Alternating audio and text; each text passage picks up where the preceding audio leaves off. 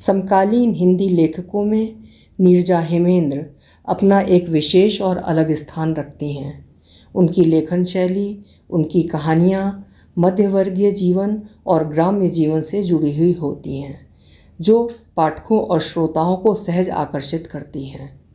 आज सुनिए उनकी लिखी हुई कहानी टूटते पंख। मेरी ज़ुबानी। मैं हूँ सीमा सिंह। वो पूर्वी उत्तर प्रदेश का 25-30 टूटी फूटी झोपड़ियों वाला छोटा सा गांव था। उस छोटे से गांव में पक्के मकान के नाम पर मुखिया जी का ही घर था, जो आधा कच्चा आधा पक्का था। राम प्रसाद, जिसे सब गांव में प्रसादी के नाम से बुलाते हैं, पसीने से लथपथ, पुरानी सी धोती कुर्ता पहने, सिर को अंगोछे से ढके, अपने बेटे देशराज का हाथ पकड़े खेतों के बीच बनी टेढ़ी मेढ़ी पगडंडियों से होता हुआ चला जा रहा था। वो प्रतिदिन लगभग 3 किलोमीटर दूर स्थित सरकारी प्राथमिक विद्यालय में देशराज को छोड़ने जाता है। टेढ़ी मेढ़ी पगडंडियों पर चलते हुए उसकी आंखें एक सीधा सपना देखती हैं कि पढ़ लिख कर देशराज एक बड़ा आदमी बनेगा। देशराज को गरीबी का जीवन नहीं जीना पड़ेगा। देशराज उसका इकलौता लड़का है। वो उसे पढ़ाने के लिए जी तोड़ मेहनत करता है।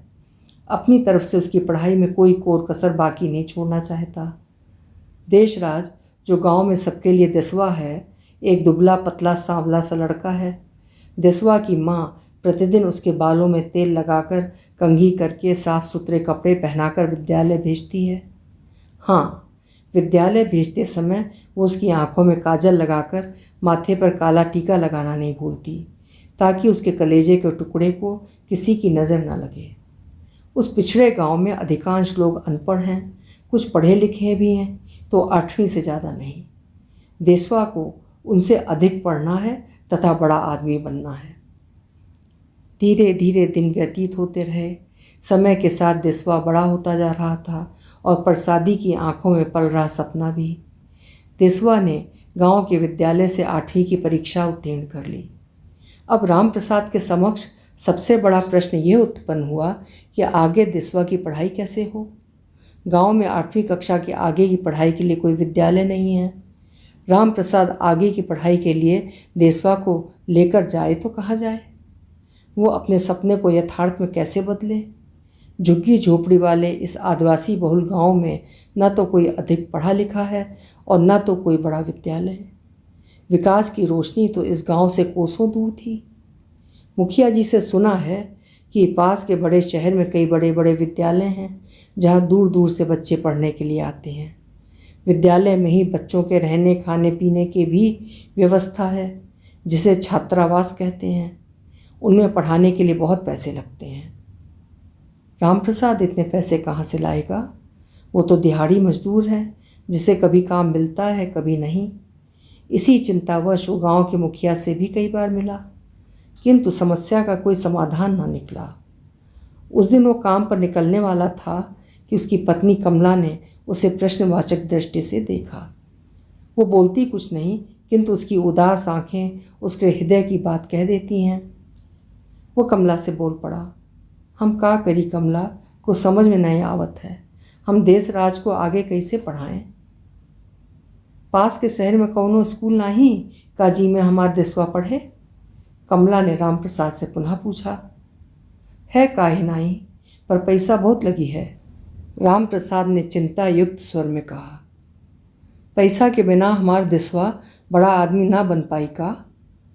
कमला ने राम प्रसाद की तरफ उम्मीद भरी आंखों से देखते हुए पूछा।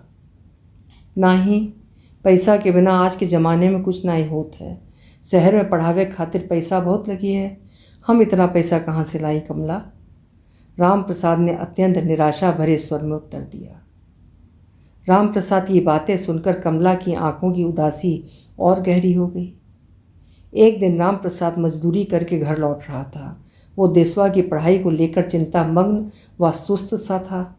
रास्ते में गांव के मुखिया जी मिल गए।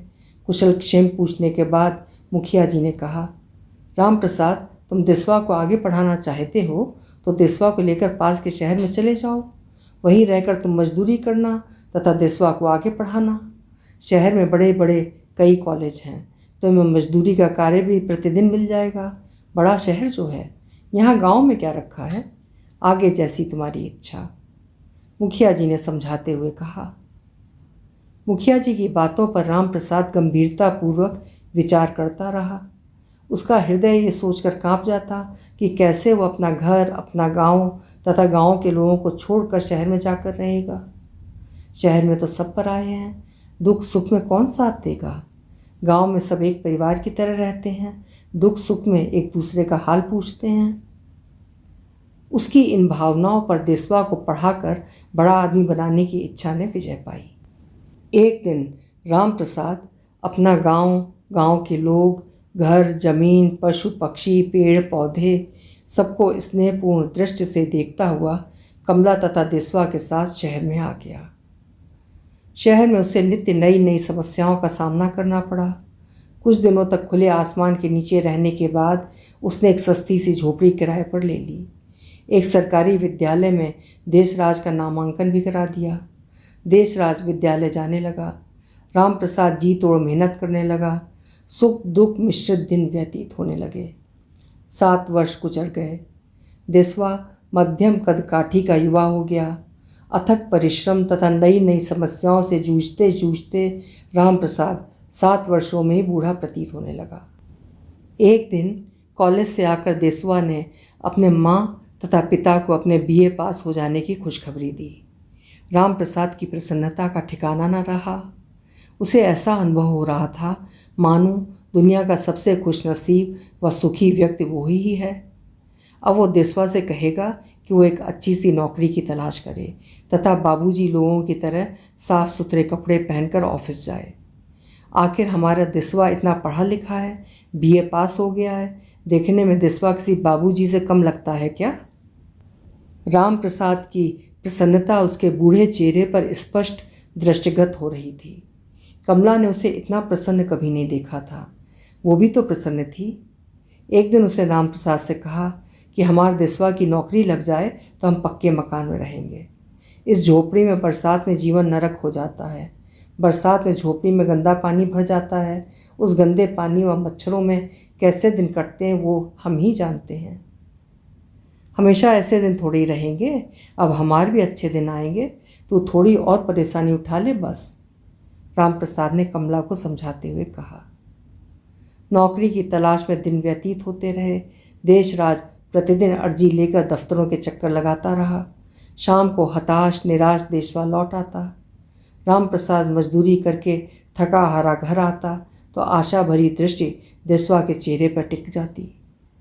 देसवा की उदास आंखें देख राम प्रसाद की बूढ़ी आंखों में दुख और विषाद के मिले जुले भाव तैर जाते। वो फटे पुराने कपड़ों में लिपटी बड़े मनोयोग से निश्चिंत होकर घर के कार्यों को करती कमला को देखने लगता। कमला के चेहरे के निश्चिंतता के भाव मानो यही कहते कि एक दिन देशराज अवश्य बड़ा आदमी बन जाएगा और उसके दुख के दिन खत्म हो जाएंगे। इसी उम्मीद में उनके जीवन का एक दिन और खत्म हो जाता। अगले दिन पुनः सूर्योदय के साथ कमला घर के कार्यों में लग जाती है। राम प्रसाद मजदूरी करने के लिए तैयार हो जाता है। वो जानता है कि देसवा पुनः अर्जियां लेकर नौकरी की तलाश में निकल जाएगा। अभी आप सुन रहे थे गरीबी, अभाव और एक लंबे संघर्ष में जूझते हुए माँ बाप की कहानी, अपने संतान को पढ़ा लिखा कर एक अच्छा जीवन देने का प्रयत्न। कहानी लिखी थी नीरजा हेमेंद्र जी ने। आशा करती हूँ कहानी आपको ज़रूर अच्छी लगी होगी। कल फिर मिलेंगे। आपका समय शुभ हो, मंगलमय हो।